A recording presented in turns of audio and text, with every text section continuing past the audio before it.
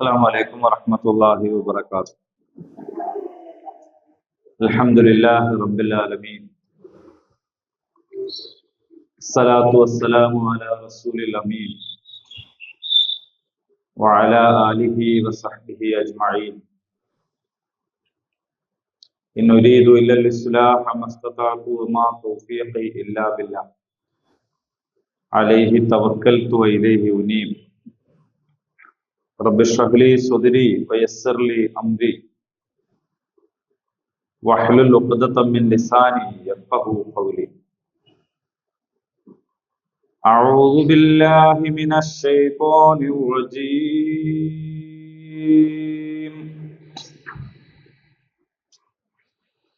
الله لا إله إلا هو الحي القيوم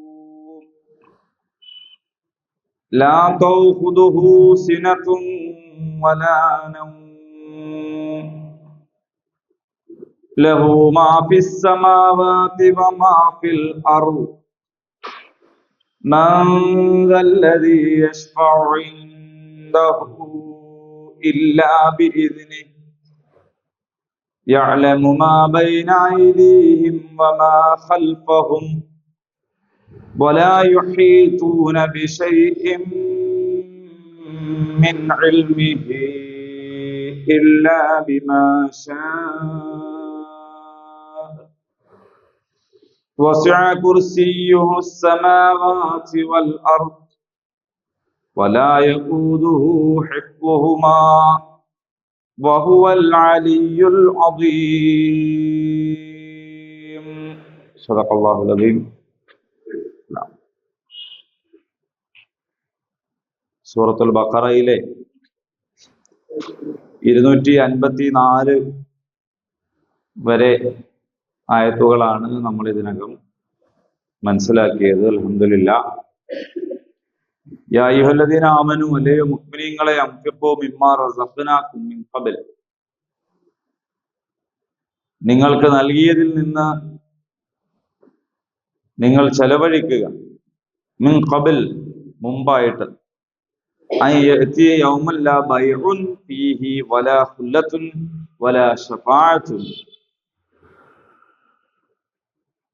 കൊള്ളക്കൊടുക്കകളോ സൗഹൃദമോ ശുപാർശയോ ഒന്നും നടക്കാത്ത ഒരു നാൾ വന്നെത്തുന്നതിന് മുമ്പ്.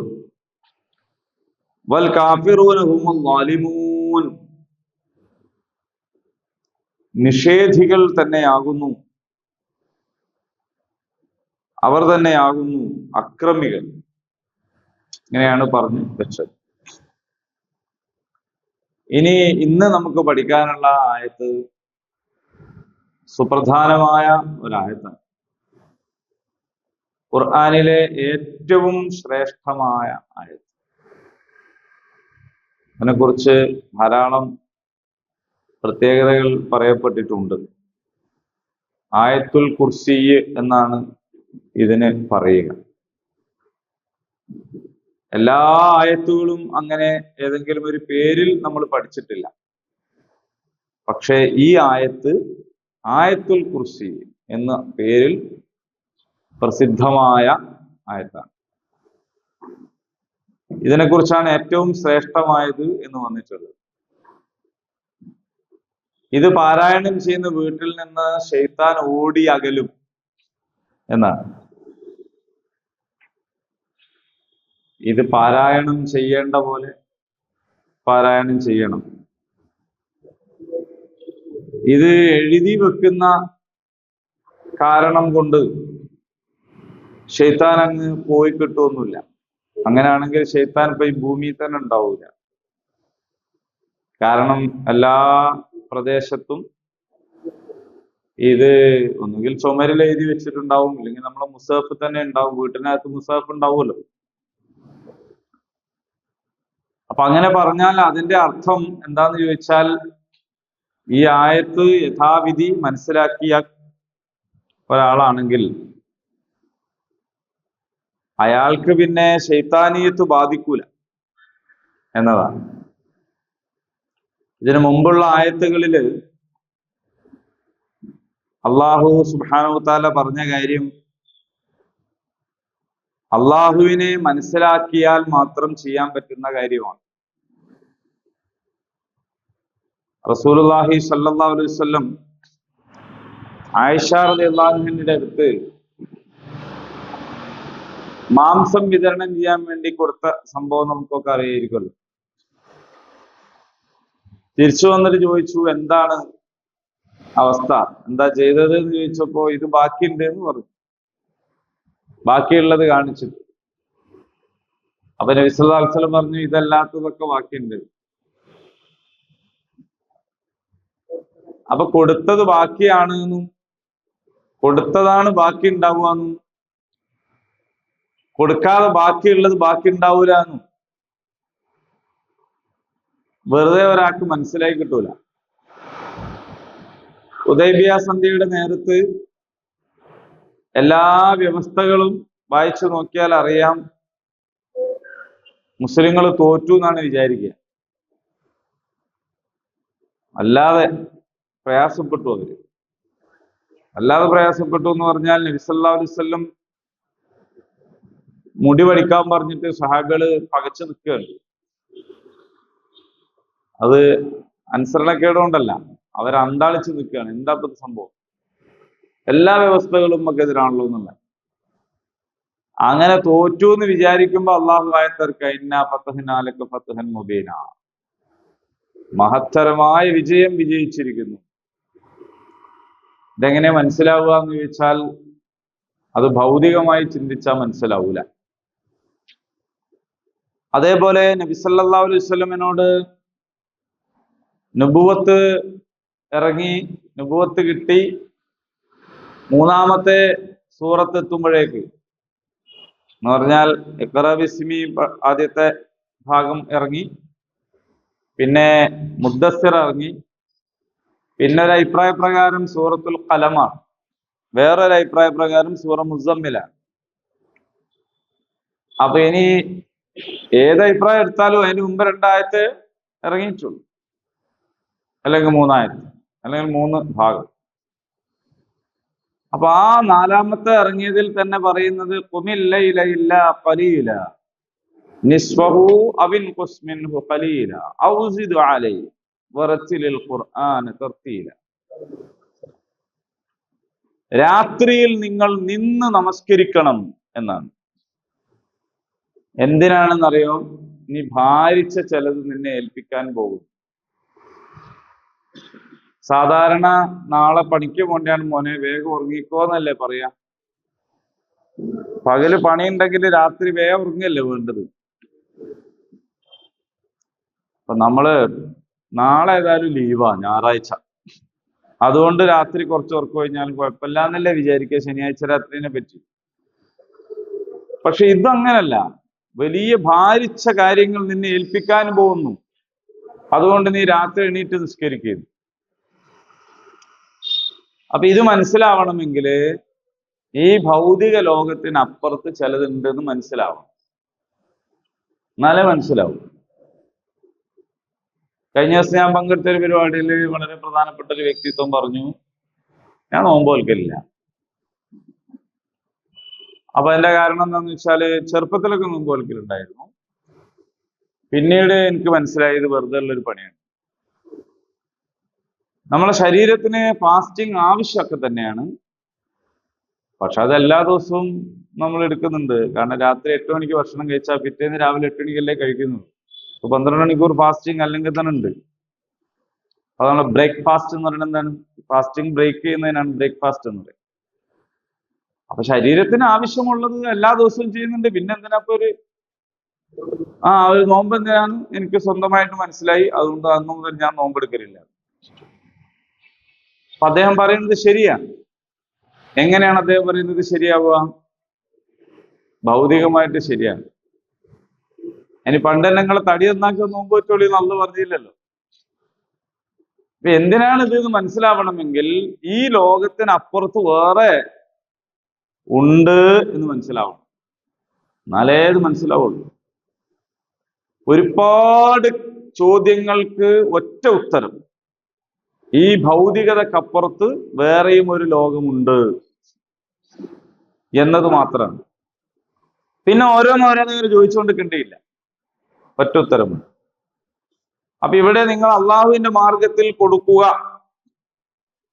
എന്ന് പറഞ്ഞിട്ട് പറഞ്ഞു വെച്ച കാര്യം, ഒരു നാൾ വരാനുണ്ട്, അന്ന് നിങ്ങളുടെ സൗഹൃദങ്ങളോ നിങ്ങളുടെ ശുപാർശയോ നിങ്ങളുടെ വേറെന്തെങ്കിലും കൊള്ളക്കൊടുക്കകൾ ഒന്നും ഒരിടപാടും നടക്കുകയില്ല എന്ന് പറഞ്ഞു. ഇനി ആരാണ് അള്ളാഹു എന്ന് പറയാണ് അടുത്ത ആയത്തിൽ ചെയ്യുന്നത്. അതാണ് ആയത്തുൽ കുർസി. എന്തുകൊണ്ടാണ് ആയത്തുൽ കുർസി എന്ന് പറയുന്നത് വളരെ പ്രധാനപ്പെട്ടതാകുന്നത്? ഒരു സൃഷ്ടിയെ സംബന്ധിച്ചിടത്തോളം അവന് കിട്ടാവുന്നതിൽ വെച്ച് ഏറ്റവും വലിയ അറിവ് അള്ളാഹിനെ കുറിച്ചുള്ള അറിവാണ്. കാരണം വമാ ഖലഖ്തുൽ ജിന്ന വൽ ഇൻസ ഇല്ലാ ലിയഅ്ബുദൂൻ, മനുഷ്യനെയും ജിന്നിനെയും അള്ളാഹുവിന് ഇബാദത്ത് ചെയ്യാനല്ലാതെ സൃഷ്ടിച്ചിട്ടില്ല എന്നാണ്. അപ്പൊ അള്ളാഹുവിന് ഇബാദത്ത് ചെയ്യണമെങ്കിൽ ആരാണ് അള്ളാഹു എന്ന് നമുക്ക് മനസ്സിലാവണം.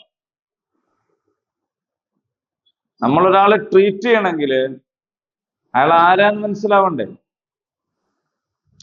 ഒരു ഭക്ഷണം കൊടുക്കണമെങ്കിൽ അയാളുടെ ഭക്ഷണശീലം എന്താന്ന് മനസ്സിലാവണ്ടേ? ഒരു ഗിഫ്റ്റ് കൊടുക്കണമെങ്കിൽ നമ്മൾ ഒരാൾക്ക് ഒരു ഗിഫ്റ്റ് കൊടുക്കുന്നു, അയാൾ എങ്ങനെയുള്ള ആളാണെന്ന് മനസ്സിലായാലാണ് ശരിയായ ഗിഫ്റ്റ് കൊടുക്കാൻ പറ്റൂ. അതുകൊണ്ടാണല്ലോ ഗൾഫിൽ നിന്ന് വന്നിട്ട് പെണ്ണ് കിട്ടിയപ്പോ ചങ്ങായി പറഞ്ഞ ജീവിതത്തിൽ ഒരു ഉപകാരമില്ലാത്തൊരു സാധനമായി പോയി തള്ളു. അത് അയാൾക്കല്ലായിരുന്നു കൊടുക്കേണ്ടത്, വേറൊരാൾക്കായിരുന്നു കൊടുത്തെങ്കിൽ അത് അമൂല്യമായ ഒരു സാധനമായിട്ട് അയാൾ കൊണ്ടെടുക്കും. പക്ഷെ എഴുതാന്ന് വെച്ചല്ലാത്ത വായിക്കാൻ അറിഞ്ഞിടാത്ത ഒരുത്തിന് പെണ്ണെടുത്താലോ? ഓരോ കാര്യവും അങ്ങനെ തന്നെയാണ്. ഓരോന്നിനോടും എങ്ങനെയാണ് ഇടപെടേണ്ടത്, എന്താണ് ചെയ്യേണ്ടത് എന്ന് മനസ്സിലാവണമെങ്കിൽ അതാരാണ് എന്താണ് എന്ന് മനസ്സിലാവും. അപ്പൊ അള്ളാഹു താലക്ക് ഇബാദത്ത് ചെയ്യണമെങ്കിൽ അള്ളാഹു ആരാണ്, അള്ളാഹുവിന്റെ സ്വഭാവം എന്താണ് എന്ന് മനസ്സിലാവും. അതുകൊണ്ട് ഏറ്റവും വലിയ അറിവ് അള്ളാഹുവിനെ കുറിച്ചുള്ള അറിവാണ്. അതിനേക്കാൾ വലിയ ഒരു അറിവ് വേറെ കിട്ടാനില്ല. അള്ളാഹുവിനെ പരിചയപ്പെടുത്തി തരാതെ നമുക്കതിട്ട് മനസ്സിലാവുകയും ഇല്ല. നമ്മുടെ ചുറ്റുപാടുകളിലുള്ള ഇതര വിശ്വാസികൾ അനുഭവിക്കുന്ന ഒരു പരിമിതി, അവരാരാധിക്കുന്ന ദൈവത്തെ ദൈവം പറഞ്ഞു കൊടുത്തതല്ല, അവര് സ്വയം ആലോചിച്ചുണ്ടാക്കിയതാണ്, അവര് ഭാവനയിൽ കണ്ടതാണ്. അങ്ങനെ അവര് ഭാവനയിൽ കാണുമ്പോഴാണ് അതിന്റെ വാഹനം, അത് ഇങ്ങനെ ഉണ്ടല്ലോ. നമ്മുടെ ഹൈന്ദവ സഹോദരന്മാരൊക്കെ ഓരോ ദേവീ ദേവന്മാർക്കൊക്കെ ഓരോ വാഹനങ്ങളും ഓരോ സംഗതികളും ഒക്കെ കണ്ടെത്തി അവർക്ക് ഇഷ്ടമുള്ളത് ഇന്നതാണ്. ആറ്റുകാൽ പൊങ്കാല ദേവിക്ക് എന്താണ് ഇഷ്ടം എന്ന് വെച്ചപ്പോ ചക്കരപ്പായസമാണ് ദേവിക്ക് ഇഷ്ടം, അതുകൊണ്ടാണ് അത് വെക്കുന്നത്. അപ്പൊ അവര് മനുഷ്യന്റെ ഒരു പ്രകൃതത്തെ ദൈവത്തിലേക്ക് അങ്ങോട്ട് ആരോപിക്കുകയാണ് ചെയ്യുന്നത്. അപ്പോ ഒരു ദൈവീകത ഉള്ള, അല്ലെങ്കിൽ ദേവി ആയാലും ദേവനായാലും ഒരാണ് പെണ്ണെന്നൊക്കെയുള്ള വിശ്വാസങ്ങളാണ്. അപ്പൊ അതിനെന്തിനാ ചക്കരപ്പായസം അല്ലേ? വൈക്കം മുഹമ്മദ് ബഷീറല്ലേ ചോദിച്ചത്, ദൈവത്തിന് എന്തിനാ പൊൻകുരിശ്? വലിയ ചോദ്യമാണത്. നമ്മൾ വെറും ഒരു കഥയിലൊരു വാക്കായിട്ട് കാണുന്നു. അപ്പൊ ഇങ്ങനെ നമ്മൾക്ക് വേണ്ടതൊക്കെയാണ് ദൈവത്തിന് വേണ്ടത് എന്ന് അങ്ങോട്ട് ആരോപിക്കുകയാണ് ചെയ്യുന്നത്. അവരുടെ കയ്യിൽ നിലവിലുള്ള കിതാബുകളിൽ ഒന്നും തന്നെ ദൈവത്തെ ഈ അർത്ഥത്തിൽ വിശദീകരിച്ചു പറഞ്ഞതായിട്ട് ഇല്ല. ആ കിതാബുകൾ തന്നെ ഇത് ദൈവത്തിൽ നിന്നുള്ളതാണ് എന്ന് സ്വയം പറയുന്നുമില്ല. അങ്ങനെ അള്ളാഹുവിൽ നിന്നുണ്ടായ കിതാബിൽ പിന്നീട് പലതും കൂട്ടിച്ചേർക്കുകയും പലതും വിട്ടുപോവുകയും ചെയ്തു. കാലത്തിന്റെ നീളത്തിൽ സംഭവിച്ചതാണ്. യഥാർത്ഥത്തിൽ ഖുർആൻ മാത്രമാണ് തൻസീലും മിർ റബ്ബിൽ ആലമീൻ, ഇത് ലോകരക്ഷിതാവിൽ നിന്നുള്ളതാണ് എന്ന് അവകാശപ്പെട്ടിട്ടുള്ളൂ. ആ അവകാശവാദം ശരിയോ തെറ്റോ എന്ന് വേറെ പരിശോധിക്കാം. ഒരാൾക്ക് അവകാശവാദം തന്നെ ഇല്ലെങ്കിൽ പിന്നെ അത് പരിശോധിക്കാൻ നിൽക്കുമോ? ഈ ഉത്തരവ് ഗവൺമെന്റിൽ നിന്നുള്ളതാണ് എന്ന് പറഞ്ഞൊരു സാധനം കണ്ടാൽ നമുക്ക് പരിശോധിക്കാം അത് ഗവൺമെന്റിൽ തന്നെയാണോ, അത് ഫേക്ക് ആണോ. അങ്ങനെ ഒരു അവകാശവാദം ഒന്നും ഇല്ലാതെ ഏതോ ഒരാളൊരു പരിപാടിന് നോട്ടീസ് പോലെ കൊണ്ടു തന്നാൽ ഇത് ഗവൺമെന്റ് എന്നുള്ളതായിക്കോ നമ്മൾ പരിശോധിക്കാൻ തന്നെ പോവില്ല. അപ്പൊ ഖുർആനിന്റെ ഏറ്റവും വലിയ പ്രത്യേകത, ഖുർആൻ ഇത് ദൈവത്തിൽ നിന്നുള്ളതാണ്, ലോകരക്ഷിതാവിൽ നിന്നുള്ളതാണ് എന്ന് അവകാശപ്പെട്ടിരിക്കുന്നു. അങ്ങനെ വേറൊന്നും ഇല്ല. അപ്പോൾ അള്ളാഹുവിനോട് എങ്ങനെയാണ് ഇബാദത്ത് ചെയ്യേണ്ടത് എന്ന് നമുക്ക് തീരുമാനിക്കാൻ അവകാശമില്ല. ആ അവകാശം അള്ളാഹു നമുക്ക് നൽകിയിട്ടില്ല. അള്ളാഹുവിനോട് എങ്ങനെയാണ് ഇബാദത്ത് ചെയ്യേണ്ടത് എന്നത് അള്ളാഹുവാണ് പറഞ്ഞു തരിക. ഇതാണ് ഇസ്ലാമിന്റെ കാഴ്ചപ്പാട്. അപ്പൊ അതുകൊണ്ട് ദേവീ ദേവ സങ്കല്പത്തിലെ ഇന്നത് ഇഷ്ടം, ഇന്നതിനോടാണ് പ്രീതി, അല്ലെ, അവിടുത്തെ ഭദ്രകാളിക്ക് ഇന്നതാണ് വേണ്ടത്, അങ്ങനെയൊക്കെയാണല്ലോ ഓരോരുത്തരുടെ വിശ്വാസം. പലതും അങ്ങനെയാണ് ചെയ്യുന്നത്. ചില സ്ഥലത്ത് മദ്യമാണ് നിവേദ്യമായിട്ട്, കാരണം അത് അവിടുത്തെ ആൾക്ക് അതാണ് വേണ്ടത്, അതിന്റെ ഒരാളായിരുന്നു ഇവര് എന്ന നിലക്കാണ്. അങ്ങനില്ല. അപ്പൊ അള്ളാഹു തന്നെ അള്ളാഹുവിനെ കുറിച്ച് പറഞ്ഞു തരും. അള്ളാഹ് ആരാണ്? അത് നിങ്ങളുടെ സങ്കല്പത്തിനെല്ലാം അതീതമായ ഒരു കാര്യമാണ്. നമ്മൾ അങ്ങനെയാണ് പലതും മനസ്സിലാക്കുക. നമ്മളുടെ ഒരു പരിമിതിയായിട്ട് കണ്ടാൽ മതി. ഏറ്റവും നല്ല ഒരു മനുഷ്യൻ എന്ന് പറയുന്നതിന്റെ ഏറ്റവും നല്ല ഒരു രൂപത്തിലേക്കാണ് ദൈവത്തെ ആളുകൾ സങ്കല്പിക്കുക. അപ്പോ അതില് വിഗ്രഹാരാധന വലിയൊരു പങ്ക് വഹിച്ചിട്ടുണ്ട് അങ്ങനെ സങ്കല്പിക്കുന്നത്. കാരണം വിഗ്രഹത്തെ സ്ഥാപിച്ചവർ പറയുന്നത് ഇതാണ് ദൈവം എന്ന് ഞങ്ങൾക്ക് വിശ്വാസമല്ല. ഞങ്ങൾ ദൈവത്തെ ആലോചിക്കുമ്പോൾ ഞങ്ങളുടെ മനസ്സിനൊരു ഏകാഗ്രത കിട്ടാൻ വേണ്ടി ഞങ്ങൾ ഒരു അടയാളം വെച്ചു എന്നേ ഉള്ളൂ എന്നാണ് അവർ പറയുന്നത്. പക്ഷെ ആ അടയാളം വെച്ചവർക്കുള്ള പ്രശ്നം എന്താണ്? അതാണ് എന്ന് മനസ്സിലാക്കി പോയിരുന്നത്. ക്രൈസ്തവർക്കും അത് സംഭവിച്ചു. ക്രൈസ്തവര് ശരിക്കും പറഞ്ഞാൽ വിഗ്രഹാരാധനക്കെതിരാണെന്ന് കിതാബ് കയ്യിലുള്ള ആൾക്കാരാണ്. പക്ഷേ അത് പാരായണം ചെയ്യുന്ന ആൾക്കാരാണ്. മറ്റൊരു കയ്യിലെ കിതാബിലുണ്ട് വിഗ്രഹാരാധനക്കെതിരൊക്കെ, പക്ഷെ ഇത് ഒരു പാരായണം ഒന്നും ചെയ്യില്ല. ഇത് ഒരു കിതാബ് പാരായണം ചെയ്യുന്നവരാണ്. പക്ഷെ അവരും എന്ത് ചെയ്തു? പലതും വരച്ചു വെച്ചു. അപ്പൊ ആ വരച്ചു വെച്ചതോടുകൂടി അവരുടെ സങ്കല്പം എന്തായെന്ന് വെച്ചാൽ നേരെ ഇതിലേക്ക്. നിങ്ങൾക്ക് സാഹിത്യ രംഗത്ത് വല്ല പരിചയം ഉണ്ടെങ്കിൽ മനസ്സിലാവും. ഒരു കഥ, ഒരു നോവൽ സിനിമയാകുന്നതോടുകൂടി 1000 ഭാവനകൾ ഇല്ലാതായി പോകും. പാട് ജീവിതം, അതിൽ നജീബ് എന്ന് പറഞ്ഞൊരു കഥാപാത്രം, ഓരോരുത്തരും വായിക്കുമ്പോൾ മനസ്സിൽ കാണുന്നൊരു നജീബ് ഉണ്ടാവും. അത് ഓരോരുത്തരുടെ അനുഭവവും ഓരോരുത്തരുടെ മനസ്സിലാക്കാനുള്ള ശേഷിയൊക്കെ അനുസരിച്ചാണ്. അയാൾ തന്നെ 10 കൊല്ലം കഴിഞ്ഞിട്ട് അതേ നോവൽ ഒന്നുകൂടി വായിച്ചാൽ അപ്പൊ അയാളുടെ മനസ്സിൽ വേറൊരു നജീബ് ഉണ്ടാവും. എന്താണ് ഈ വായനന്റെ ഒരു ഭയങ്കരമായ സാധ്യത. പക്ഷെ അതൊരു സിനിമയാക്കുന്നതോട് കൂടിയിട്ട് പിന്നെ നജീബ് എന്ന് പറഞ്ഞാൽ പൃഥ്വിരാജ് പിന്നെ അഭിനയിച്ച ഒരു കഥാപാത്രം, അപ്പൊ അയാളുടെ മനസ്സിൽ അതാണ് വരിക. മറ്റുള്ള എല്ലാ ഭാവനകളും എന്തായിപ്പോയി? അവസാനിച്ചു. ഇതാണ് ബിംബം ഉണ്ടാകുമ്പോൾ, വിഗ്രഹം ഉണ്ടാകുമ്പോൾ, രൂപം ഉണ്ടാകുമ്പോൾ സംഭവിക്കുന്നത്. അങ്ങനെയാണ് ആരാധനാ രംഗത്തും സംഭവിച്ചിട്ടുള്ളത് എന്നാണ്. ശരി, ഇങ്ങോട്ട് തന്നെ വരാം. അപ്പൊ ഇത് ദൈവശാസ്ത്രം എന്ന് പറയുന്ന ഒരു സംഗതി ഉണ്ട് ഖുർആനിൽ. അള്ളാഹുവിനെ കുറിച്ച് പഠിക്കുക, ഇൽമുൽ കലാം എന്ന് പറയും. അള്ളാഹുവിനെ കുറിച്ച് മനസ്സിലാക്കുക, അള്ളാഹുവിന്റെ അസ്തിത്വം, അള്ളാഹു എങ്ങനെ. അപ്പൊ അതിന് നിശ്ചയിക്കപ്പെട്ട ഒരു പരിധിയുണ്ട്. അവിടം വരെ നമുക്ക് അന്വേഷിക്കുകയും പഠിക്കുകയും ഒക്കെ ചെയ്യാം. അപ്പുറത്ത് എന്താന്ന് വെച്ചാൽ ആ പരിധിക്ക് അപ്പുറത്ത് നമുക്ക് ഉൾക്കൊള്ളാൻ കഴിയില്ല. എങ്ങനെ ആയിരിക്കും അള്ളാഹിന്റെ ഒരു കോലം? ഇത് നമുക്ക് ഉൾക്കൊള്ളാൻ കഴിയില്ല. കാരണം നമുക്ക് ആകെ എന്താ കഴിയുക? നമുക്ക് കണ്ട സാധനങ്ങളെയല്ലേ അറിയുള്ളൂ. മലക്ക് എങ്ങനെയാണ് നമുക്ക് അറിയില്ല. കാരണം എന്താ? നമുക്ക് അതേപോലെ വേറൊന്ന് കണ്ടാലല്ലേ. ഇപ്പൊ സ്വർഗത്തിലെ കായികനികളെ പറ്റി പോലും പറയുന്നത് നമ്മൾ ആരും അത് കണ്ടിട്ടില്ല. പക്ഷെ കണ്ടതിനെ വെച്ചിട്ടാണ് അള്ളാഹു പറഞ്ഞു തരുന്നത് റുമാൻ. അപ്പൊ നമ്മളെ മനസ്സിലൊരു ചിത്രം വരും ആകാം. പക്ഷെ ഈ റുമാൻ എന്നല്ല അവിടെ പോയിട്ടുണ്ടാവുക. പക്ഷെ അപ്പൊ നമുക്ക് പരിചയമുള്ള ഒരു സാധനത്തെ വെച്ചേ ഒരു കാര്യം മനസ്സിലാക്കാൻ കഴിയുള്ളൂ. ഇത് നമ്മളുടെ പരിമിതിയാണ്. നമ്മളൊരു പരിമിതിയാണ്, എന്ത് ചെയ്യാനാണ്?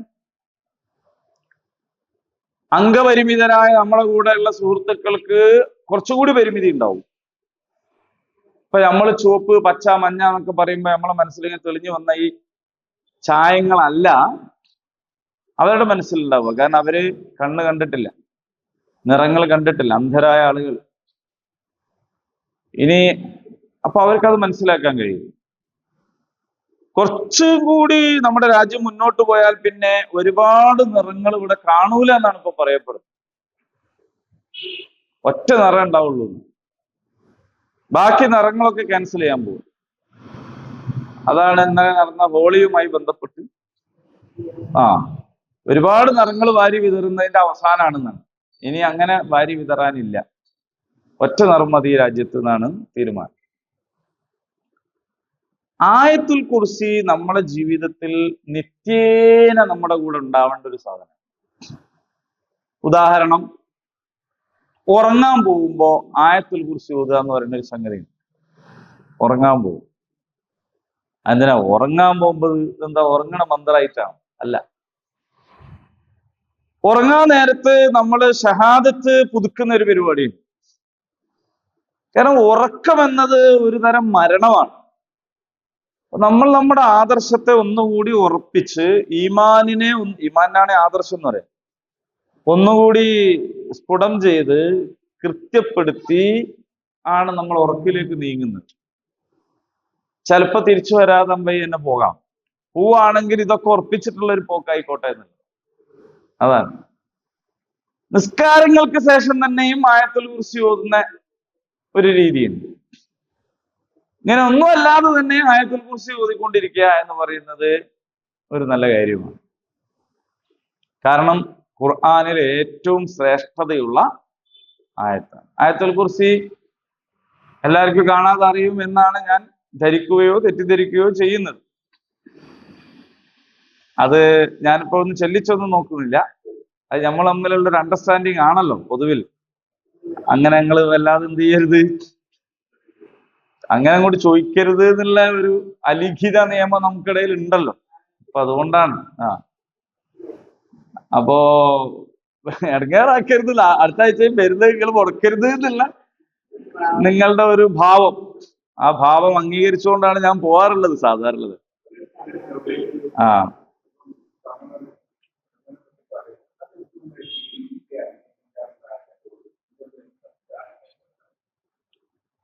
മൊത്തത്തിൽ നമ്മൾ പരിശോധിക്കുകയാണെങ്കിൽ ഈ ആയത്തിൽ തന്നെ പറയാൻ പോണ കുറെ കാര്യങ്ങളുണ്ട്. അത് പറഞ്ഞു കഴിഞ്ഞിട്ട് നമുക്ക് ആലോചിച്ച് നോക്കാം കേട്ടോ. ആദ്യം വാക്കർത്ഥം പറയാം. അള്ളാഹു, അതിന് വാക്കർത്ഥം പറയേണ്ട കാര്യമില്ല. ലാ ഇലാഹ, ഒറ്റ ഇലാഹും ഇല്ല. ഇല്ലാഹു, അവനൊഴികെ. അൽ ഹയ്യ്, എന്നെന്നും ജീവിക്കുന്നവനാണ്. ഹയ്യ് എന്ന് പറഞ്ഞാൽ തന്നെ ജീവനുള്ളതെന്നാണ്. പക്ഷെ അത് നമുക്കൊക്കെ പറയാം, ജീവനുണ്ടല്ലോ നമുക്കൊക്കെ. പക്ഷെ അൽ ഹയ്യ് എന്ന് പറയുന്നതോട് കൂടിയിട്ട് അത് അള്ളാഹു ആയി. അങ്ങനെ അള്ളാഹു ജീവിച്ചിരിക്കുന്നവനാണ് എന്ന് പറഞ്ഞാൽ സത്യത്തില് അള്ളാഹു ആണ് ജീവിച്ചിരിക്കുന്നവൻ. നമുക്ക് ജീവൻ കിട്ടിയതാണ്, അള്ളാഹു ജീവനുള്ളതാണ്. അതാണ് വ്യത്യാസം. നമ്മൾ ഉണ്ടായവരാണ്, അള്ളാഹു ഉള്ളവനാണ്. ഈ രണ്ടും തമ്മിൽ വ്യത്യാസം. നമ്മൾ ഈ ദൈവശാസ്ത്രമാണ് കേട്ടോ പറയുന്നത്. അപ്പൊ അതുകൊണ്ട് ആ അർത്ഥത്തിൽ മനസ്സിലാക്കണം. അൽ ഹയ്യ്, എന്നെന്നും ജീവിക്കുന്നവൻ. അൽ ഖയ്യൂം, ഖയ്യൂം എന്ന് പറഞ്ഞാൽ സെക്രട്ടറി എന്നാണ്, കാര്യദർശി എന്ന് പറഞ്ഞാൽ. സെക്രട്ടറിക്ക് എന്താ പണി? വെറുതെ എങ്ങനെ ഇരിക്കലല്ല. സെക്രട്ടറി ആണ് കാര്യങ്ങളൊക്കെ എന്ത് ചെയ്യാ, നിയന്ത്രിക്കാന്നാണ് നമ്മളെ വെപ്പ്. അതിന് നിങ്ങൾ സമ്മതിക്കലുണ്ടോന്ന് അറിയില്ല. എന്തെങ്കിലും ചെയ്യാൻ പോകുമ്പോഴേക്കാ ഞങ്ങൾ ചോദിച്ചുകൊണ്ടിരുന്ന അവർ പണിയെടുക്കാൻ കഴിയില്ല.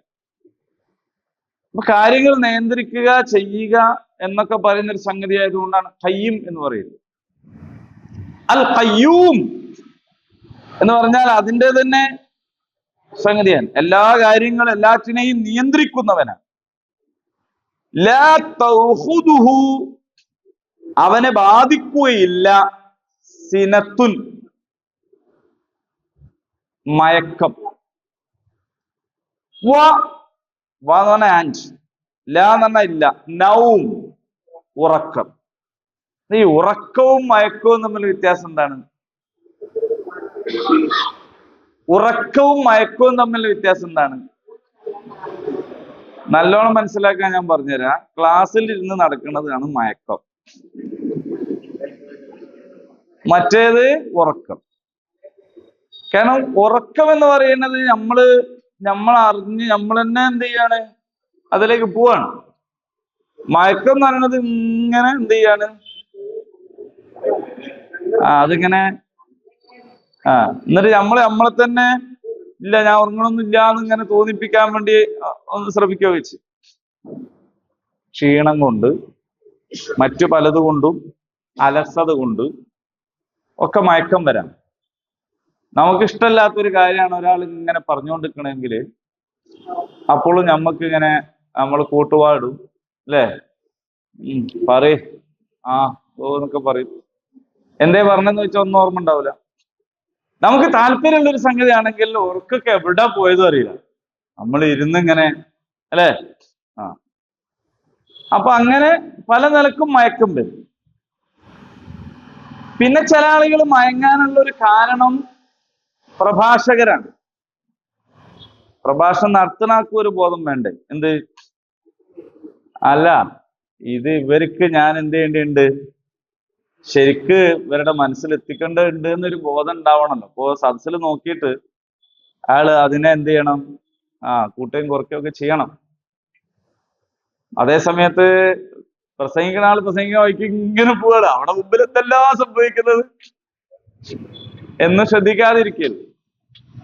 പലതുകൊണ്ടും വരും. ഇനി ഇതൊന്നും അല്ലാതെ ഒരാൾ രാത്രി മുഴുവൻ നിന്ന് നിസ്കരിച്ച് വന്നൊക്കെ ഒരാളാണെങ്കിൽ ചിലപ്പോൾ എന്ത് ചെയ്യും, സ്വാഭാവികമായ ശാരീരിക ക്ഷീണം തന്നെയും ഉണ്ടാകാം. ഡ്യൂട്ടി എടുത്ത് 24 hour ഡ്യൂട്ടി ഒക്കെ എടുത്ത് കഴിഞ്ഞ് വന്ന ഒരാളൊക്കെ ആണെങ്കിൽ ഒക്കെ ചിലപ്പോൾ അങ്ങനെ. ATM നമ്മൾ പോയാൽ ചിലപ്പോൾ ചില ആൾക്കാരെ കാണും, ഓല് നമ്മളോട് ചിരിക്കുന്നത് തന്നെ ഉണ്ടാവുള്ളൂ, ഓലിങ്ങനെ ഒരു പ്രത്യേക ഒരു മയക്കത്തിൽ. ഇതിനാണ് സിനത്ത് എന്ന് പറയുന്നത്. നൗം എന്ന് പറഞ്ഞാൽ ശരിക്കുള്ള ഉറക്കം. അപ്പൊ വണ്ടി ഓടിക്കുമ്പോ എന്താ വരിക? വണ്ടി ഓടിക്കുമ്പോ സിനത്ത, മയക്കം വരികയാണ് ശരി. എന്നാ അത് കേട്ടോളി. അള്ളാഹുവിനെ സംബന്ധിച്ചിടത്തോളം രണ്ടും ലഹു, അവനുള്ളതാണ്, മാഫിസ് സമാവാത്ത്, ആകാശങ്ങളിലുള്ളത്. സമാ എന്ന് പറഞ്ഞ ആകാശം, സമാവാത്ത് ആകാശങ്ങൾ, വ ആൻഡ് മാഫിൽ അർള് ഭൂമിയിലുള്ളതും. അപ്പൊ ആകാശങ്ങളിലുള്ളതും ഭൂമിയിലുള്ളതും എന്ന് പറഞ്ഞാൽ അതിനർത്ഥം പ്രപഞ്ചത്തിലുള്ളത് എന്നാണ്. അല്ലാതെ ആകാശത്തിലുള്ളതും ഭൂമിയിലുള്ളതും അതിനിടയിലുള്ളതില്ല എന്നില്ല. അത് എല്ലാം എന്നുള്ള അർത്ഥത്തിലാണ് ഖുർആൻ പൊതുവിൽ സമാവാത്ത് വൽ അർള് എന്ന് പറയാം. എല്ലാം.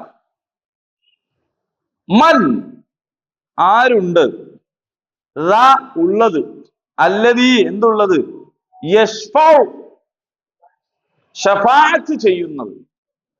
അപ്പോൾ മൻ ദല്ലദീ യശ്ഫഉ, ശഫാഅത്ത് ചെയ്യുന്നവൻ, ശുപാർശ ചെയ്യുന്നവൻ ആരുണ്ട്, ഇൻദഹു അവന്റെ അടുത്ത്, ഇല്ലാ ബിഇദ്നി അനുമതി കൂടാതെ, സമ്മതം കൂടാതെ ശുപാർശ ചെയ്യുന്നവൻ ആരുണ്ട്, യഅലമു അവൻ അറിയും, മാ ബൈന ഐദീഹിം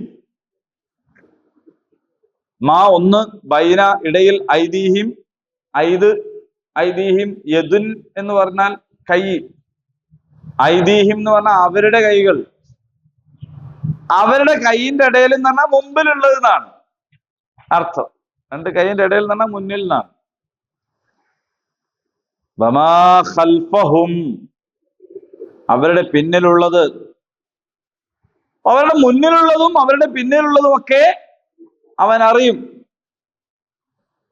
വലാ യുഹീതൂന അഹാത, വലാ യുഹീതൂന അവർ വലയം ചെയ്യുന്നില്ല, അഥവാ സൂക്ഷ്മമായി അറിയുന്നില്ല, ബിശൈഇൻ ഒന്നും, മിൻ ഇൽമിഹി അവന്റെ അറിവിൽ നിന്ന്, ഇല്ലാ ബിമാ ശാ അവൻ ഉദ്ദേശിച്ചതല്ലാതെ, വസിഅ എന്താണ്, വസിഅ ഉൾക്കൊണ്ടിരിക്കുന്നു, കുർസിയുഹു, കുർസി എന്ന് പറഞ്ഞാൽ എന്താ, നമ്മളെ ഹിന്ദിയിലും അത് തന്നെയല്ലേ പറയാ, കുർസി എന്ന് പറഞ്ഞാൽ കസേര.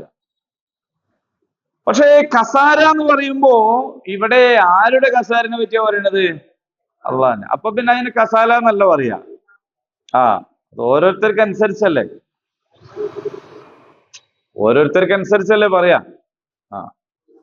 കുർസിയുഹു അവന്റെ അധികാരം, പീഠം, അസ്സമാവാതി വൽ അർദ് ആകാശങ്ങളെയും ഭൂമിയെയും, വലാ യഊദുഹു അവന് ഭാരമാകുന്നില്ല, ഹിഫ്ദുഹുമാ അതിന്റെ സംരക്ഷണം, വഹുവ അവൻ അൽ അലി ഉന്നതനാണ്, അൽ അദീം മഹാനുമാണ്.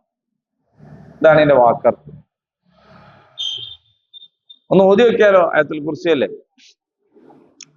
അഊദു ബില്ലാഹി മിനശ് ശൈത്വാനിർ റജീം. അല്ലാഹു ലാ ഇലാഹ ഇല്ലാ ഹുവൽ ഹയ്യുൽ ഖയ്യൂം ലാ തഅഖുദുഹു സിനത്തും വലാ നൗം ലഹു മാ ഫിസ് സമാവാതി വമാ ഫിൽ അർദ് മൻ ദല്ലദീ യശ്ഫഉ ഇൻദഹു ഇല്ലാ ബിഇദ്നിഹി യഅലമു മാ ബൈന അയ്ദീഹിം വമാ ഖൽഫഹും വലാ യുഹീതൂന ബിശൈഇൻ മിൻ ഇൽമിഹി ഇല്ലാ ബിമാ ശാഅ വസിഅ കുർസിയ്യുഹു അസ്സമാവാതി വൽ അർദ് വലാ യഊദുഹു ഹിഫ്ദുഹുമാ വഹുവൽ അലിയ്യുൽ അദീം. പാരായണം ചെയ്യല് ഇങ്ങനെ കേട്ടോ, പറയലൊക്കെ വേറെയാണ്.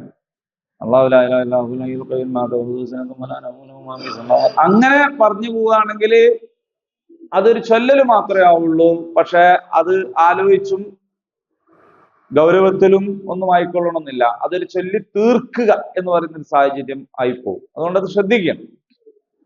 നല്ലത് ഓതലാണ് കേട്ടോ, നന്നായിട്ട് പാരായണം ചെയ്യണം. ഒരുപാട് സമയമൊന്നും ഇപ്പൊ അതിന് വേണ്ടല്ലോ, വേണ്ട.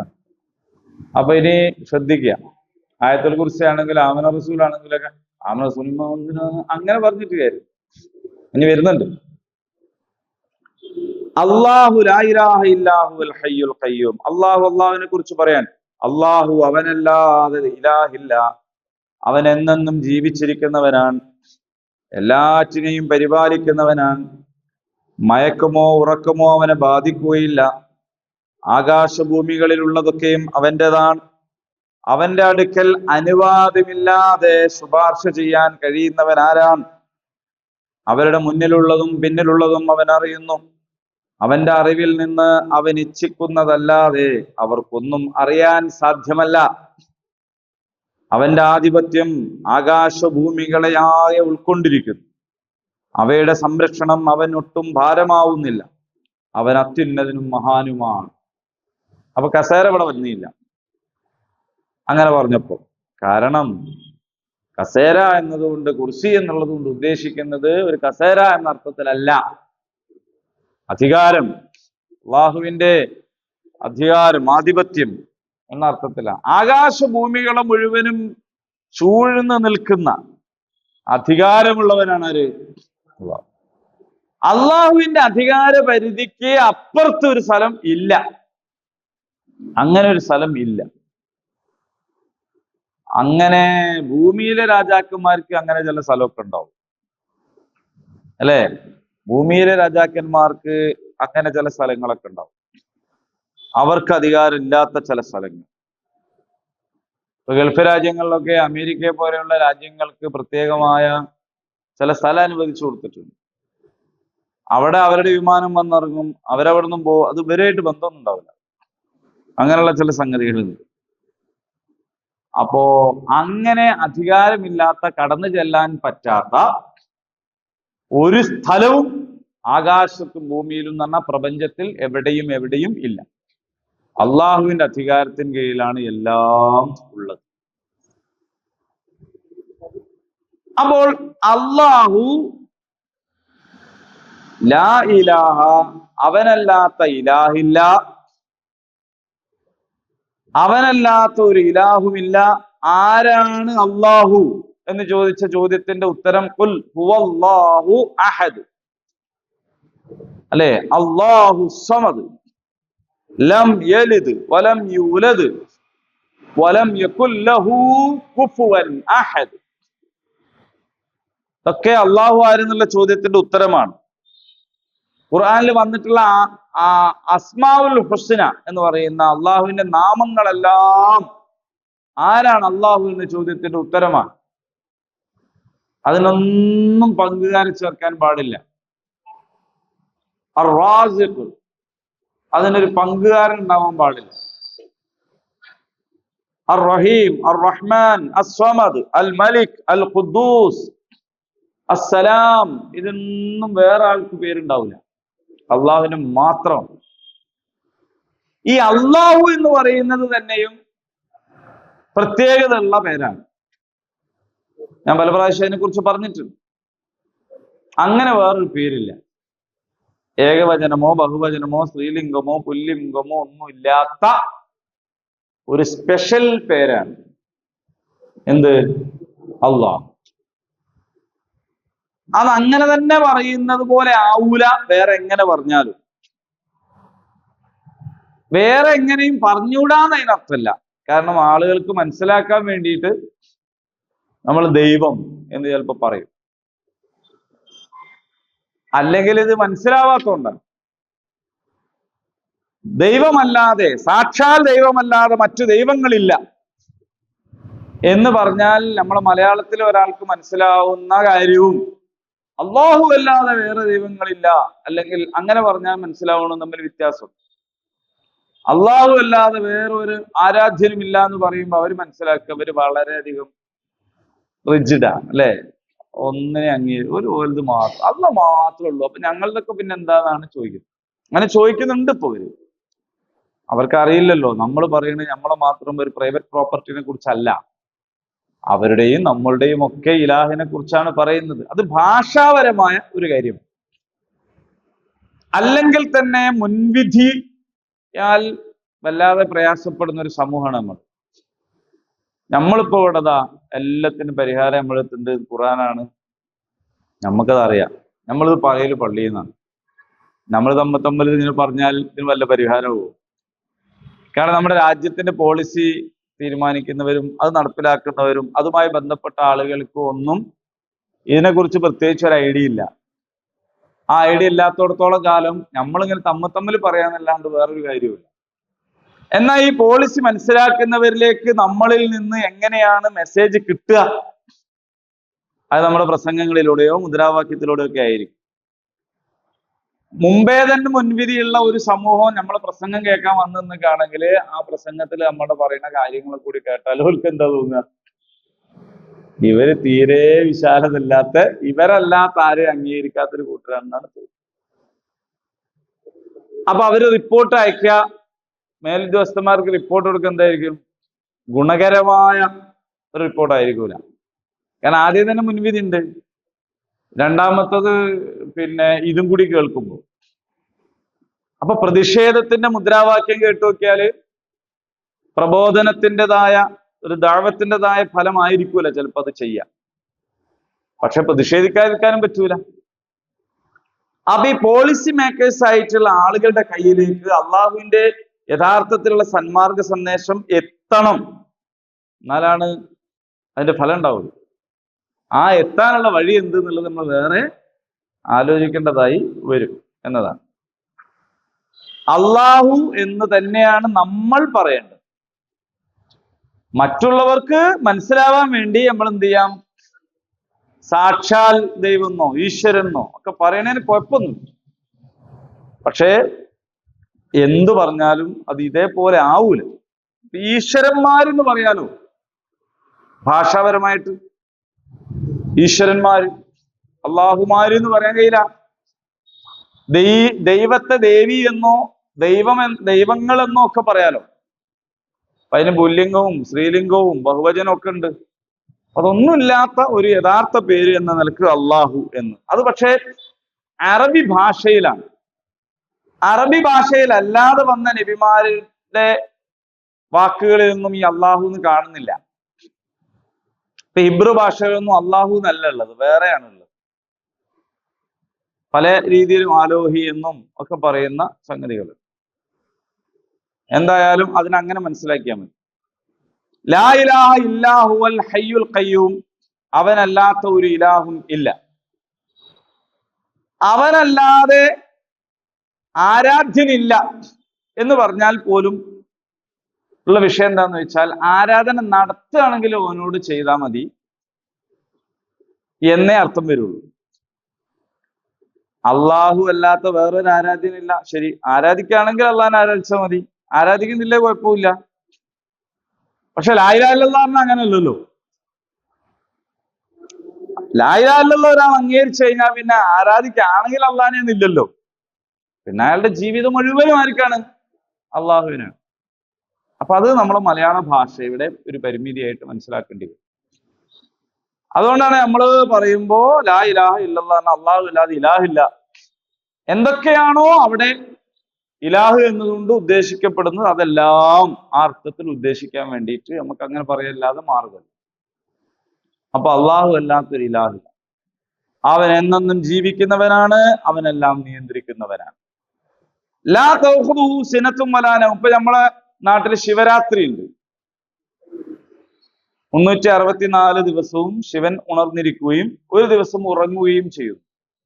അന്ന് നമ്മൾ ഉണർന്നിരിക്കുന്നു എന്നുള്ളതാണ് സങ്കല്പം. ക്രൈസ്തവര് പറയുന്നത് 6 നാൾ കൊണ്ട് ആകാശഭൂമികളെ സൃഷ്ടിച്ചു, 7-ാം നാൾ ദൈവം വിശ്രമിച്ചു എന്നാണ്. അങ്ങനെയൊക്കെ ഓരോരുത്തരുടെ സങ്കല്പമാണ്. അള്ളാഹു പറയാണ് അള്ളാഹ്ക്ക് അങ്ങനെ റെസ്റ്റ് എടുക്കേണ്ടതായ പ്രശ്നങ്ങളൊന്നും. അപ്പൊ നമ്മളുടെ ഒരു സ്വഭാവത്തെ അള്ളാഹുവിലേക്ക് ആരോപിക്കുമ്പോഴാണ് ഇങ്ങനെ പല പ്രശ്നങ്ങളും ഉണ്ടാകുന്നത്. അള്ളാഹുവിനെ കുറിച്ച് പറഞ്ഞു തരികയാണ്, അള്ളാഹു താലക്ക് എന്തില്ല, ഉറക്കവുമില്ല മയക്കവുമില്ല. ആകാശങ്ങളിലും ഭൂമിയിലും പ്രപഞ്ചത്തിലുള്ള സകലതിന്റെയും ഓണർ ആരാണ്? അള്ളാഹുവാണ്. ഇന്നത് അള്ളാഹിൻ്റെത് മറ്റേത് ഇന്നാളതൊന്നുമില്ല, എല്ലാം അള്ളാഹിന്റെ തന്നെയാണ്. എന്നിട്ട് ചോദ്യം, മൻദല്ലദി യശ്ഫഉ ഇൻദഹു ഇല്ലാ ബിഇദ്നി, അവന്റെ അടുത്ത് പോയിട്ട് അവന്റെ അനുവാദമില്ലാതെ ശുപാർശ ചെയ്യാൻ ആരുണ്ട്? അപ്പോ അതിൽ നിന്ന് മനസ്സിലാക്കാം ഒരു ശുപാർശ ഉണ്ട്. കാരണം അനുവാദം ഇല്ലാതെ ശുപാർശ ചെയ്യാൻ ആരുണ്ട് എന്നാണ്. ഇതിന് നേരെ മുകളിൽ പറഞ്ഞ ആയത്തിൽ എന്താണ് പറയുന്നത്? ലാ ബൈഉൻ ഫീഹി വലാ ഖുല്ലത്തും വലാ ശഫാഅ വൽ കാഫിറൂന ഹുമുൽ ളാലിമൂൻ. നിങ്ങളുടെ കൊള്ളക്കൊടുക്കകളോ സൗഹൃദമോ ശുപാർശയോ ഒന്നും നടക്കാത്ത ഒരു നാളാണ് വരാനുള്ളത് എന്നാണ്. ഇവിടെ അതിന്റെ ഒന്നും കൂടി ഒരു സ്റ്റെപ്പും കൂടി മുന്നോട്ട് വന്നിട്ട് വിശദീകരിക്കുകയാണ്. അതായത് ഷഫാഅത്ത് നടക്കൂല എന്ന് പറഞ്ഞത് നിങ്ങളുടെ തന്നിഷ്ടപ്രകാരമുള്ള ഷഫാഅത്തിനെ കുറിച്ചാണ്. അള്ളാഹുവിന്റെ അനുവാദത്തോടു കൂടി നടക്കുന്ന ചില ഷഫാഅത്ത് ഉണ്ട് എന്നാണ് മനസ്സിലാവുന്നത്. അള്ളാഹുവിന്റെ അനുവാദത്തോടു കൂടി നടക്കുന്ന ഷഫാഅത്ത് എന്താണ്? അത് അള്ളാഹു ചില ആളുകളെ ആദരിക്കുകയാണ്. നല്ലോണം മനസ്സിലാക്കണം. ഈ വിഷയത്തില് നമ്മളെ സമുദായത്തിൽ ഭയങ്കരമായ തെറ്റിദ്ധാരണകൾ. റസൂലുള്ളാഹി സ്വല്ലല്ലാഹു അലൈഹി വസല്ലം ഷഫാഅത്തിന് അർഹതയുള്ള ആളാണ്, അത് സത്യ. പക്ഷെ ആ സത്യം ഒരു സത്യത്തിന്റെ മുകളിലാണല്ലോ വേറെ പലതും പിടിച്ചു പറിച്ച് കയറുക. ഒരു നല്ല മാവിന്റെ മുകളിലാണല്ലോ ഇത്തിക്കണ്ണി ഉണ്ടാവുക. ഇത്തിക്കണ്ണി മാത്രമായിട്ട് ഉണ്ടാവില്ലല്ലോ. കണ്ടിട്ടുണ്ടെങ്കിലും ഞാൻ കാണായിട്ടാണോ? ഒന്നുമില്ലാണ്ട് ഇത്തിക്കണ്ണി മാത്രം ഉണ്ടാവോ? ഏതോ ഒരു മരത്തിന്റെ മുകളിലാണ് ഇത്തിക്കണ്ണി. ഇതുപോലെ അന്ധവിശ്വാസങ്ങളും അനാചാരങ്ങളും ശിർക്കും വിദഗ്ധത്വം ഒക്കെ ഉണ്ടാവുക അസല് ശരിക്കും തന്നെ ഉള്ളതിന്റെ മുകളിലായിരിക്കും ചുറ്റിപ്പറ്റിയിട്ടുണ്ടായ. അപ്പോൾ റസൂലുള്ളാഹി സ്വല്ലല്ലാഹു അലൈഹി വസല്ലം ഷഫാഅത്തിന് അർഹതപ്പെട്ട ആളാണ്. അത് ദീന് സ്ഥിരപ്പെട്ടതാണ്. അതിന്റെ മുകളിൽ വരുന്ന ഇത്തിക്കണ്ണിയാണ് പിന്നെന്തെന്ന് വെച്ചാൽ, അതുകൊണ്ട് നമ്മൾ റസൂലിനെ സന്തോഷിപ്പിക്കുക, തൃപ്തിപ്പെടുത്തുക എന്നതാണ് വേണ്ടത്. അപ്പൊ എന്താവും? ഷഫാഅത്ത് കിട്ടും. അതുകൊണ്ട് നിങ്ങൾ ചൊല്ലിക്കോളി സലാത്ത്, അതുകൊണ്ട് മൗലൂദ് ചൊല്ലിക്കോളി, അതുകൊണ്ട് ഇന്നത് നടത്തിക്കോളി. കാരണം അങ്ങനെ വന്നാൽ നമുക്ക് ആ ഷഫാഅത്ത് കിട്ടും എന്നാണ്. അത് പക്ഷേ യഥാർത്ഥത്തിൽ അടിസ്ഥാനമില്ലാത്ത കാര്യം. കാരണം എന്താന്ന് വെച്ചാൽ ഇവിടെ ഇല്ലാ ബിഇദ്നി, അള്ളാഹുവിന്റെ അനുവാദത്തോടു കൂടിയുള്ള ഷഫാഅത്താണ്. അള്ളാഹുവിന്റെ അനുവാദത്തോടു കൂടിയുള്ള ഷഫാഅത്ത് എന്ന് പറഞ്ഞാൽ ഷഫാഅത്ത് നടത്തുന്നാക്കും അനുവാദം വേണം. ആർക്ക് വേണ്ടിയാണോ ഷഫാഅത്ത് നടത്തുന്നത് അതും അള്ളാഹുവിന്റെ അനുവാദം ഉണ്ടാവണം. ഇപ്പൊ റസൂലുള്ളാഹി സ്വല്ലല്ലാഹു അലൈഹി വസല്ലം നടത്തുന്ന പല ഷഫാഅത്തുകളുണ്ട്, ഒന്നൊന്നല്ല. അത് സ്വർഗവും നരകവുമായി മാത്രം ബന്ധപ്പെട്ടതുമല്ല. ഇപ്പൊ വിചാരണ നടക്കുന്നില്ല, അങ്ങനെ ദീർഘകാലം ഓരോ ഉമ്മത്തികളും അവരുടെ നബിന്റെ അടുത്ത് പോയിട്ട് പറഞ്ഞു നോക്കുന്നൊക്കെയാണ് ഹദീസിലുണ്ട്. അങ്ങനെ പറഞ്ഞ് റസൂലുള്ളാഹിന്റെ അടുത്തെത്തും. റസൂൽ പറഞ്ഞു, ഞാൻ തന്നെയാണ് അതിനെ അർഹതപ്പെട്ട ആള്, എന്തിന് ശുപാർശ നടത്താൻ. അള്ളാഹുവിന്റെ മുമ്പിൽ സുജൂദിൽ വീഴും. അതിൽ പറയാണ് എത്ര കാലമാണ് സുജൂദിൽ ഉണ്ടാവുക? അള്ളാഹ് ഉദ്ദേശിക്കുന്ന ഒരു കാലം. കുറയാം കൂടാം. അങ്ങനെ അള്ളാഹുവിനോട് പറയാണ്, പടച്ചോനെ ഈ ഒരു വിചാരണ നടത്തി. അപ്പൊ അതൊരു ഷഫാഅത്ത്. അങ്ങനെ പലതും ഉണ്ട്. സ്വർഗം തുറക്കാനുള്ള ഷഫാഅത്ത്, അങ്ങനെ പലതും പറയുന്നുണ്ട്. ഈ ഷഫാഅത്തിന്റെ ഒന്നും ഗുണഭോക്താക്കൾ ആരല്ല? അള്ളാഹ്ക്ക് പൊരുത്തല്ലാണ്ട് ജീവിച്ചവരല്ല. അള്ളാഹു തആല ഷഫാഅത്തിനുള്ള അവസരം നൽകുന്നത് അള്ളാഹു ചിലരെ ആദരിക്കുകയാണ്, ബഹുമാനിക്കുകയാണ്. ശുഹദാക്കൾക്ക് ഷഫാഅത്ത് നൽകാനുള്ള അനുവാദം. അള്ളാഹുവിന്റെ മാർഗത്തിൽ രക്തസാക്ഷിത്വം വരിച്ച ആൾക്ക് ഇതിനുള്ള ഷഫാഅത്തിനുള്ള അവകാശം. അങ്ങനെയൊക്കെ ഉണ്ട്. അപ്പൊ ആ മലക്കുകൾ ഷഫാഅത്ത് ചെയ്യും. ഇല്ലാ ലിമൻ ഇർത്തദാ, ഖുർആൻ പറയുന്നു, അള്ളാഹുവിന് തൃപ്തിപ്പെട്ടവരുടെ, അള്ളാഹു തആലക്ക് തൃപ്തിയുള്ളവർക്ക് മാത്രമേ മലക്കുകളെ ശുപാർശ കിട്ടുള്ളൂ. അല്ലാണ്ട് മലക്കുകൾ കുറച്ച് ആൾക്കാരെ സെലക്ട് ചെയ്യുന്ന പരിപാടി ഇല്ല. ഞാൻ മുമ്പ് പറഞ്ഞിരുന്നു, നിങ്ങൾക്ക് ഓർമ്മ ഉണ്ടാവും എന്ന് വിചാരിക്കുക. ഒരു സദസ്സിൽ വെച്ച് ഒരാൾക്ക് സമ്മാനം കൊടുക്കുന്നത് പോലെയാണ്, വേഗം മനസ്സിലാവാൻ. ഒരു സദസ്സിൽ വെച്ച് ഒരാൾക്ക് സമ്മാനം കൊടുക്കണം. ആരാ കൊടുക്കുക? ഒരാളെ നമ്മൾ അതിന് തെരഞ്ഞെടുക്കും. ആ തെരഞ്ഞെടുക്കപ്പെട്ട ആളോടുള്ള ആദരവാണ്, അല്ലെ? സമ്മാനം കൊടുക്കാൻ ഒരാളെ നമ്മളെ നാട്ടിൽ നിന്ന് തെരഞ്ഞെടുക്കുകയാണ്, അയാളോടുള്ള ഒരു ആദരവാണ്. ചിലപ്പോൾ അയാളുടെ വിദ്യാഭ്യാസം, അല്ലെങ്കിൽ അയാളുടെ പദവി, അതല്ലെങ്കിൽ അയാളുടെ പ്രായം, അങ്ങനെ എന്തെങ്കിലുമൊക്കെ, അല്ലെ? ആ ഒരു പ്രത്യേകത ഉണ്ട്. ആ പ്രത്യേകതയെ അംഗീകരിച്ചുകൊണ്ടാണ് നമ്മൾ അയാളോട് എന്ത് പറയുന്നത്? ഇവിടെ ഒരു സമ്മാന വിതരണം ഉണ്ട്, നിങ്ങൾ വരണം. സമ്മാന ദാനം എന്ന് പ്രയോഗിക്കരുത്, അത് തെറ്റാണ്. സമ്മാന വിതരണം എന്നാ പറയേണ്ടത്. ഈ ദാനം കൊടുക്കല്ലോ, സമ്മാന വിതരണം. അപ്പൊ ഈ അവാർഡ് വിതരണം എന്നൊക്കെയാ പറയുന്നത്. ഇംഗ്ലീഷിൽ എന്താ പറയാ? പ്രൈസ് ഡിസ്ട്രിബ്യൂഷൻ അല്ലേ? അപ്പോ ആദ്യം ആദരിക്കപ്പെടുന്നത് ആരാണ്? സമ്മാനം കൊടുക്കുന്ന ആളാണ് ആദരിക്കപ്പെടുന്നത്. ചിലപ്പോ അയാൾ 10ാം ക്ലാസ്സിൽ തന്നെ ജയിച്ചിട്ടുണ്ടാവില്ല. അയാൾ സമ്മാനം കൊടുക്കുന്നതായിരിക്കും ഏറ്റവും കൂടുതൽ മാർക്ക് കിട്ടിയ ആൾക്കും റാങ്ക് വാങ്ങിയ ആൾക്കും ആയിരിക്കും. അപ്പൊ അയാള് സമ്മാനം കൊടുക്കാൻ വരുമ്പോ നിങ്ങൾ സർട്ടിഫിക്കറ്റ് എന്താന്ന് ചോദിക്കോ? ഇല്ല. കാരണം അയാളെ നമ്മൾ വിളിച്ചത് വേറെ ചില പരിഗണന വെച്ചിട്ടാണ്. അതിൽ അയാൾ ടോപ്പായിരിക്കും, അത്രേ ഉള്ളൂ. അപ്പോൾ അത് അയാൾക്ക് തന്നെ കിട്ടുന്ന ഒരു ആദരവാണ്. രണ്ടാമത്തെ ആദരവ് ആർക്കാണ്? ആ സദസ്സിന് കിട്ടുന്ന ആദരവാണ്. അങ്ങനെയുണ്ട്.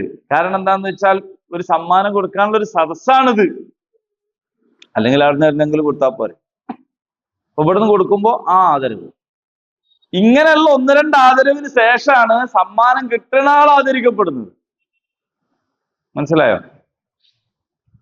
പക്ഷേ നമ്മളെ പോയിന്റ് എന്താന്ന് ചോദിച്ചാൽ, മത്സരം നടത്തുന്നത് സംഘാടകര്, 1, 2, 3 സ്ഥാനം തീരുമാനിച്ചത് സംഘാടകര്, ജഡ്ജിമാരൊക്കെ വെച്ചിട്ടുണ്ടാവും. സമ്മാനം വാങ്ങിയതിന്റെ ചെലവ് വഹിച്ചത് സംഘാടകര്, അത് പൊതിഞ്ഞ് നല്ല ഉഷാറാക്കിയത് സംഘാടകര്, അല്ലേ? ഇതെല്ലാം ചെയ്ത സംഘാടകരോട് സമ്മാന വിതരണത്തിന് വന്ന ആള് പറയാം, എത്രയും നിങ്ങൾ ചെയ്തില്ല, നിങ്ങൾ എന്നെ അങ്ങോട്ട് കൊടുത്താളി എന്ന് പറയും? പറയില്ല. കാരണം എന്താ? ഇയാളെ ഏൽപ്പിച്ച പണി എന്താണ്? അത് ഇവിടുന്ന് ഇങ്ങനെ വാങ്ങാ, ഇവിടെ അങ്ങോട്ട് കൊടുക്കുക. സമ്മാനം കൊടുക്കാൻ വന്ന ആൾ അവിടെ ഇരിക്കുന്നുണ്ട്, വേദിയിലേക്ക് കയറിയിട്ടില്ല. അടുത്ത സെഷനിലാണ് അദ്ദേഹം സംസാരിക്കുക. അപ്പൊ നമ്മൾ കുറച്ച് ആൾക്കാർ മൂപ്പരോട് പോയിട്ട്, ഫസ്റ്റ് എനിക്കായിരുന്നേ, നമ്മൾ നിങ്ങളെ സ്വന്തം ആളാണ്, കൊടുക്കാൻ പറ്റുമോ? കാരണം എന്താണ്? ഫസ്റ്റ് സെക്കൻഡ് ആരാ തീരുമാനിക്കുന്നത്? സമ്മാനം കൊടുക്കുന്ന ആളല്ല തീരുമാനിക്കുന്നത്, അത് സംഘാടകർ തീരുമാനിക്കും. അപ്പൊ സംഘാടകർ നടത്തിയ മത്സരം, സംഘാടകർ നടത്തി വാങ്ങിയ സമ്മാനം, സംഘാടകർ തന്നെ തീരുമാനിച്ച സമ്മാന വിതരണക്കാരൻ, അല്ലെ, ആ സമ്മാനം വാങ്ങിയിട്ട് കൊടുക്കുക എന്ന പണിയാണ് ആർക്കുള്ളത്? അത് ചെറിയ പണിയൊന്നുമല്ല. കാരണം തന്നെ അതിനായിട്ട് ചിലപ്പോൾ ആള് ഡൽഹിയിൽ നിന്നും ഗൾഫിൽ നിന്നൊക്കെ വരും ഇത് കൊടുക്കാനായിട്ട്, അവാർഡ് കൊടുക്കാനായിട്ട് വരും. ഇതുപോലെ റസൂലുള്ളാഹി സ്വല്ലല്ലാഹു അലൈഹി വസല്ലം ശഫാഅത്ത് നടത്തും എന്ന് പറഞ്ഞാൽ ആർക്കാണ് ശഫാഅത്ത് ചെയ്യുക? അല്ലാഹു തആല ലിസ്റ്റ് കൊടുക്കും. നബിയെ ഇന്ന ആൾക്കാർക്ക് ശഫാഅത്ത് ചെയ്തോളൂ. ആ ലിസ്റ്റ് അനുസരിച്ചാണ് ശഫാഅത്ത്. ആ ലിസ്റ്റ് അനുസരിച്ച് ശഫാഅത്ത് റസൂൽ നടത്തും, അതിന് ഫലം ഉണ്ടാവും, ആ ഫലം കിട്ടുകയും ചെയ്യും. അത് യഥാർത്ഥത്തിൽ നബിയോടുള്ള ആദരവാണ്. നമ്മള് ബാങ്കിന് ശേഷം ദ്വാരക്കലില്ലേ, ആത്തി മുഹമ്മദനിൽ വസീല വൽ ഫദീല വബഅസഹു മഖാമൻ മഹ്മൂദൻ അല്ലദീ വഅദ്തഹു. നീ വാഗ്ദാനം ചെയ്ത ആ മഖാമ മഹ്മൂദ് എന്ന് പറയുന്ന, അതാണ് നബിയുടെ ആ സ്ഥാനം, സാക്ഷി നിൽക്കുന്ന ആ സ്ഥാനം എന്ന് പറയുന്ന റസൂലുള്ളാഹിക്ക് കിട്ടുന്ന സ്ഥാനമാണ്. അതിനുവേണ്ടി നിങ്ങൾ ദ്വാരക്കണം എന്നൊക്കെ റസൂൽ നമ്മളോട് പറഞ്ഞതാണ്. സ്വർഗത്തിൽ 2 സ്ഥാനങ്ങളുണ്ട്, വസീലയും ഫദീലയും. ആത്തി മുഹമ്മദനിൽ വസീല വൽ ഫദീല, അത് രണ്ടും എനിക്ക് കിട്ടാൻ വേണ്ടി നിങ്ങൾ ദ്വാരക്കണം. അത് നമ്മൾ നബിയുടെ പേര് പറഞ്ഞിട്ട് തന്നെ പ്രാർത്ഥിക്കുക. ആത്തി മുഹമ്മദൻ അൽ വസീല വൽ ഫദീല വബഅസഹു മഖാമൻ മഹ്മൂദൻ അല്ലദീ വഅദ്തഹു. നീ റസൂലിന് കൊടുക്കാന്ന് വാഗ്ദാനം ചെയ്ത മഖാമ മഹ്മൂദ് ഉണ്ടല്ലോ, അത് കൊടുക്കണേ. അപ്പൊ നമ്മക്ക് ബാങ്ക് കേട്ടാ ഇതിനെ കേടാ നേരോ, അത് വേറെ വിഷയമാണ്, അത് മൊത്തത്തിലുള്ള വിഷയമാണ്, അതുകൊണ്ട് ഇപ്പൊ പറയുന്നില്ല. അപ്പോ ഏതായാലും ഇങ്ങനൊക്കെ ഒരു സംഗതി അതിന്റെ ഇടയിൽ ഉണ്ട്. അപ്പൊ അങ്ങനെ നിങ്ങൾ റസൂലുള്ളാഹിക്ക് വേണ്ടി ദുആ ചെയ്യൂ. റസൂലുള്ളാഹി നിങ്ങൾക്ക് വേണ്ടി അവിടുന്ന് ശഫാഅത്ത് നടത്തും. പക്ഷെ അവിടെ നിന്ന് ശഫാഅത്ത് നടത്തുന്ന ഈ ഒറ്റ ദുആ കൊണ്ട് മാത്രമല്ല, ഈ ദുആ നടത്താൻ പോലും നിങ്ങളെ പ്രേരിപ്പിച്ച റബ്ബിനോടുള്ള നിങ്ങളുടെ വിധേയത്വത്തിന്റെ ഫലമായിട്ട് റബ്ബ് നിങ്ങളുടെ പേര് ശഫാഅത്ത് നൽകപ്പെടുന്നവരുടെ ലിസ്റ്റിൽ ഉൾപ്പെടുത്തുന്നു എന്നതാണ്. അപ്പൊ നേരത്തെ ചോദിച്ച ചോദ്യം, എന്തിനാ ഇപ്പൊ ഇങ്ങനെയൊക്കെ കൂടി ആക്കള്? ഇവിടുന്ന് നല്ലത് പ്രവർത്തിച്ചവരോടൊക്കെ ആ സ്വർഗത്ത് പോയിക്കോ അറിയിച്ചാൽ പോരെ. അതിനിടയ്ക്ക് പിന്നെ ഒരു സിറാത്ത് പാലം, ഒരു കിതാബ് കൊടുക്കല്, ഒരു വിചാരണക്ക് നേരം പോകല്, എന്നിട്ട് ഒരു ശഫാഅത്ത്. ഈയൊന്നും ആവശ്യമില്ലാന്ന് തീരുമാനിക്കേണ്ടത് നിങ്ങളാ. അവിടെ അതിന് പ്രശ്നം. ഇതിന്റെ ആവശ്യമുണ്ടോ ഇല്ലെന്ന് ഞാനും നിങ്ങളല്ല തീരുമാനിക്കേണ്ടത്. അല്ലാഹു എന്താണ്? അവൻ ഉദ്ദേശിച്ചത് ചെയ്യുന്നവനാണ്.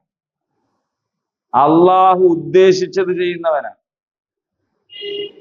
ഇങ്ങനെ എന്തിനാന്ന് ചോദിക്കുമ്പോ ആ ചോദ്യം കുറച്ചുകൂടി പിന്നോട്ട് വന്നാ പിന്നെ അടുത്ത ചോദ്യം എന്തായിക്കോ? എന്തിനാ ഈ ദുനിയാവ്? ഒരാളെ നന്മ പരീക്ഷണം, എന്തിനാ ഇപ്പൊ പരീക്ഷണം? അള്ളാഹ്ക്ക് ആദ്യം അറിഞ്ഞൂടെ? ഇങ്ങനെ 100,000 ചോദ്യങ്ങൾ ഉണ്ടാവും. പക്ഷെ ആ ചോദ്യത്തിന് അർത്ഥമല്ല. കാരണം ഇങ്ങനെയാണ് ആര് പറഞ്ഞിരിക്കുന്നത്? അള്ളാഹ് പറഞ്ഞിരിക്കും. അപ്പൊ നമ്മളിൽ നിന്ന് അള്ളാഹുവിന് കിട്ടേണ്ടത് 4 സുജൂദും അതുപോലെ 2 റുക്കുവൊന്നുമല്ല. അള്ളാഹ് എന്താണോ ഉദ്ദേശിച്ചത് അത് നടപ്പിലാക്കുന്നവനാണ് എന്നുള്ള നമ്മുടെ ഭാഗത്തു നിന്നുള്ള കീഴ്വണക്കം, അനുസരണം, ആ അംഗീകാരം.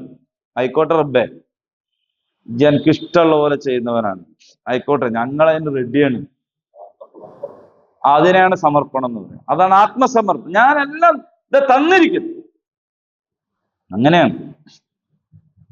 അതാണ് അടിമത്വം. യഥാർത്ഥത്തിൽ അടിമത്വം അതാണ്, വേറെ ചോദിക്കലില്ല. പിന്നെ അപ്പൊ നിങ്ങൾക്ക് മനസ്സിലായി ഉണ്ടാവും വിചാരിക്കും 255 എന്താ ആയത് അല്ലേ?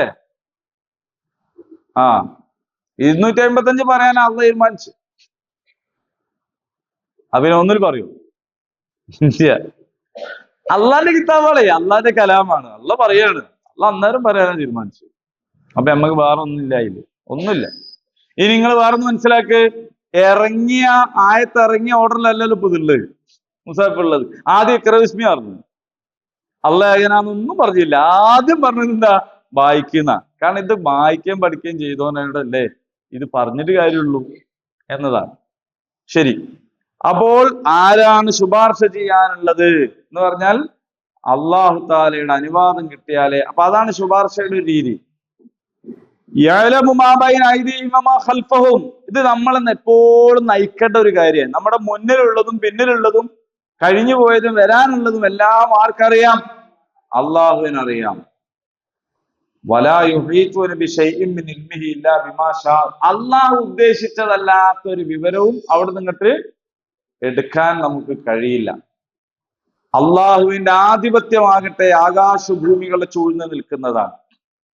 ഈ ആകാശങ്ങളെയും ഭൂമിയെയും നമ്മൾ മനസ്സിലാക്കിയിട്ടില്ലാത്ത വിശദാംശങ്ങളും വിശദീകരണങ്ങളും നിഗൂഢതകളും ഉണ്ട് ഈ പ്രപഞ്ചത്തിൽ. എന്നാൽ ഇതൊക്കെ കൂടി കേട്ടിട്ട് നമുക്ക് തോന്നാം, ഓ ഇതൊക്കെ കൂടി ഇപ്പൊ അള്ളാഹ്ക്ക് കഴിയോ എന്ന് തോന്നണ്ട. അതും നിങ്ങളുടെ സ്വഭാവം അള്ളാഹുവിലേക്ക് ആരോപിക്കുമ്പോൾ തോന്നുന്നതാണ്. അതുകൊണ്ടാണ് അള്ളാഹു പറഞ്ഞത് ആകാശഭൂമികളുടെ ആധിപത്യം ചൂഴ്ന്നു നിൽക്കുന്നു, വലാ യഊദുഹു ഹിഫ്ളുഹുമാ, അതിനെ സംരക്ഷിക്കുക എന്ന് പറയുന്നത് അള്ളാഹ്ക്ക് ഒരു പ്രയാസമുള്ള കാര്യമല്ല.